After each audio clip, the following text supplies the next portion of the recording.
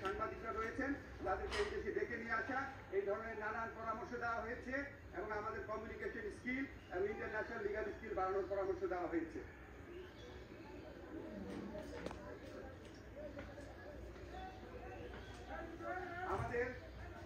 আমাদের একই সাথে ভারতের সাথে বাংলাদেশের যত চুক্তি হয়েছে গত 15 বছরের ফ্যাসিস্ট শাসন আমলে সেটা প্রকাশ করার দাবি করা হয়েছে এবং একই সাথে রামপাল সহ বাংলাদেশের জন্য ক্ষতিকর যে সমস্ত চুক্তি আছে সেগুলি বাতিল করার দাবি করা হয়েছে। বাংলাদেশের প্রতি ভারতের যে অর্থনৈতিক নিপীড়ন, যে সাংস্কৃতিক আধিপত্য প্রতিষ্ঠার চেষ্টা, অভ্যন্তরীণ ব্যাপারে নাক গলানোর চেষ্টা, সেটা নিন্দা জানানো হয়েছে এবং ভারতকে বাংলাদেশের প্রতি মর্যাদাশীল আচরণ করার, সৎ প্রতিবেশী সুলভ আচরণ করার আহ্বান জানানো হয়েছে।